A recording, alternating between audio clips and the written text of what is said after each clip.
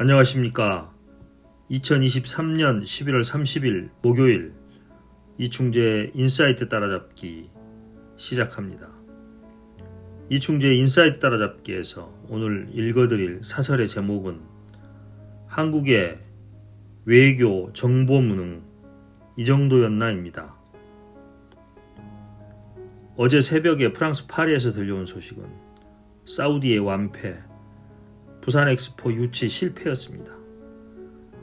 부산이 29표밖에 얻지 못한 것은 매우 충격적이었습니다. 대통령, 총리는 물론 반기문 전 유엔 사무총장과 재벌그룹의 총수들까지 동원하여 총력전을 펼친 결과치고는 너무 실망스럽습니다. 전 세계가 지켜보는 가운데 대한민국의 자존심과 자긍심에 먹칠을 하는 결과였습니다. 혹시 우리 모두가 희망 고문을 당하고 있었던 것은 아닌지 의심스럽습니다. 아니라면 정부의 외교력, 정보력, 분석력이 형편없는 수준이라는 것이겠지요. 이미 결과를 예감했던 것인지 국민의힘 김기현 대표는 지난 27일 국민의힘 최고위원회에서 사우디에 비해 유치전이 늦게 출발한 전 정부를 탓하는 발언을 했다고 합니다. 참으로 뭐가 문제인지도 모르고 오로지 전 정부만 탓하는 대책 없는 여당입니다. 지난 1년간 1개월에 한 번꼴로 해외 순방을 나가며 수백억 원을 순방 비용으로 쓰면서 엑스포 유치 핑계를 댔었는데 결과가 이 정도라면 윤 대통령도 이제는 해외 순방을 자제해야 할 것 같습니다.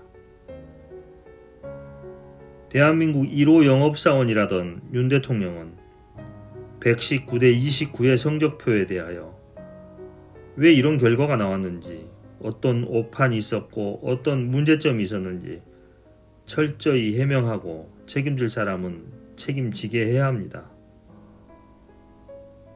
그럼 지금부터 이충재 주필님의 사설을 읽어보도록 하겠습니다. 한국의 외교 정보 무능 이 정도였나.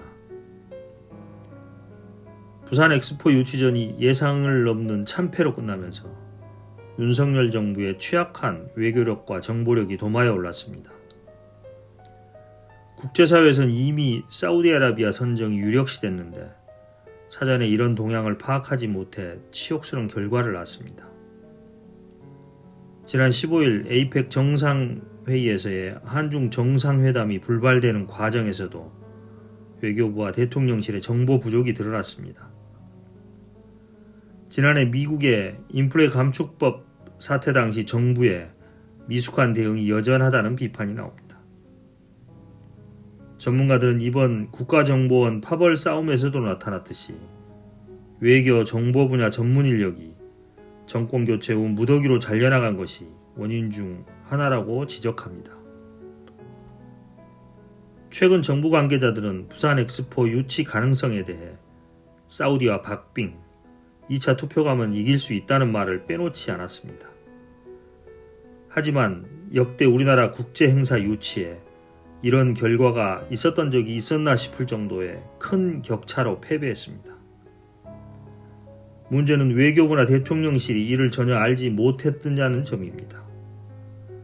이 정도도 예상 못했다면 윤석열 정부의 정보력이 심각한 수준임을 방증하는 셈입니다.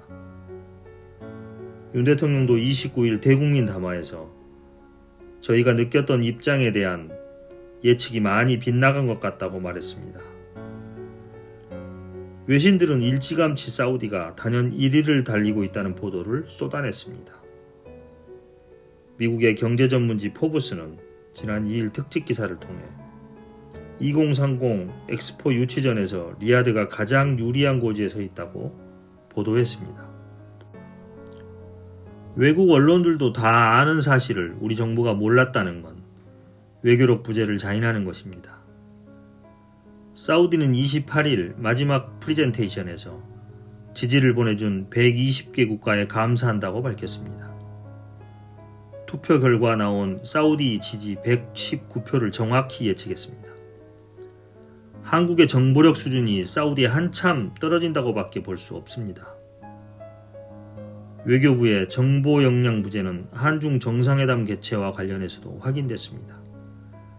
당초 시진핑 중국 국가주석은 샌프란시스코에서 열리는 에이펙 정상회의에 한국 담당 간부와 통역을 대동조차 하지 않았습니다. 통상 상대국가 정상회담을 하기 위해서는 담당 관료와 통역 동행은 필수적입니다.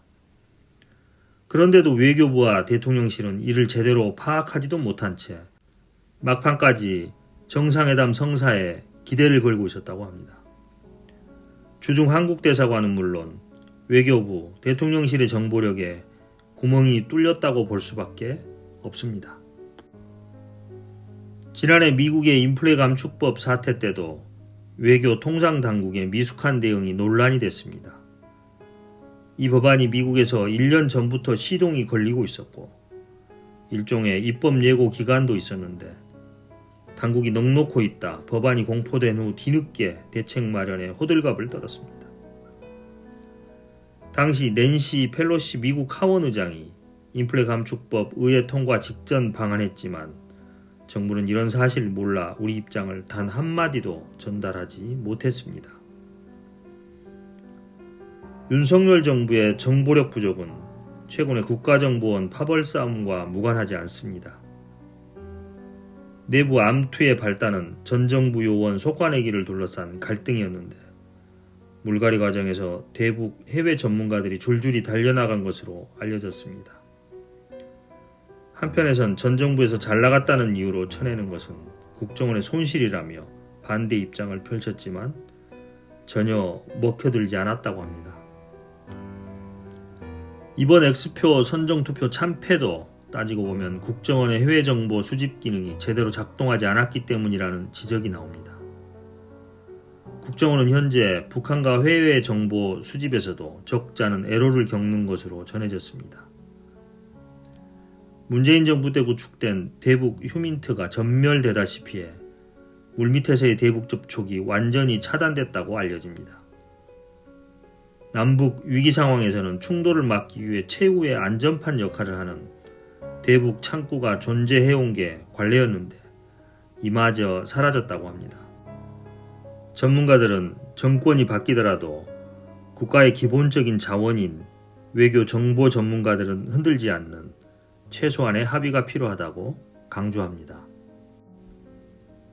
여러분 잘 들으셨습니까? 다른 언론들은 이 주제를 어떻게 다루고 있는지 살펴보겠습니다. 먼저 경향신문 11월 30일자 사설입니다. 119대 29 부산 엑스포 좌절 국익 외교 역량 키워야. 정부가 최근 열세를 만회해 사우디와 경합 박빙구도가 되었고 결선 진출 시 역전할 수 있다고 하였는데 대역전에 기대감을 키우다 완패하였기 때문에 그 충격과 허탈감이 더 커졌다고 비판하고 있습니다. 한국의 유치 전략과 외교력, 정보력에 문제는 없었는지 근거 없는 낙관론은 어디에서 왔는지 책임 소재를 철저히 밝혀서 책임지도록 해야 한다는 지적입니다. 제2의 도전을 위하여 유치전 과정에서 약속한 국제협력 프로그램을 차질 없이 실행해야 하며 엑스포와 연계해 추진했던 가덕도 신공항, 북항 재개발 등 부산 경남의 현안 사업들도 중단 없이 추진되어야 한다고 지적하고 있습니다. 다음은 한국일보 11월 30일자 기사입니다. 최소 60개국 이상 한국 지지 장담 윤 예측 빗나갔다 전말은. 예견된 패배와 예상치 못한 참패의 차이는 크다고 하며 이것이 여론의 충격이 큰 이유라고 지적합니다. 유치전 참패에 대한 책임 공방이 불가피해 보이며 판세 분석을 종합해 대통령에게 직접 보고해온 김대기 비서실장의 거취 문제가 거론되고 있다는 보도입니다. 다음은 한겨레 11월 30일자 칼럼입니다. 119대 29 득표차가 불길하다. 비현실적으로 다가온 29라는 숫자는 정부의 외교력, 정보력, 분석력이 형편없거나 제대로 된 정보가 올라가지 않는 정보 불통 상황으로밖에 보이지 않는다는 지적입니다. 29라는 숫자가 단지 승패의 결과만을 담고 있지 않다고 분석하며 우리 정부가 실패 원인을 차분히 되돌아보기를 주문하고 있습니다. 오늘은 이렇게 주요 3개 언론사에 관련 있는 기사를 살펴보았습니다. 그러면 오늘은 여기까지 하고 마치겠습니다. 오늘 읽어본 유튜브 영상이 도움이 되셨다면 구독과 좋아요, 알림 설정 부탁합니다. 오늘 또 함께 해주셔서 감사합니다. 안녕.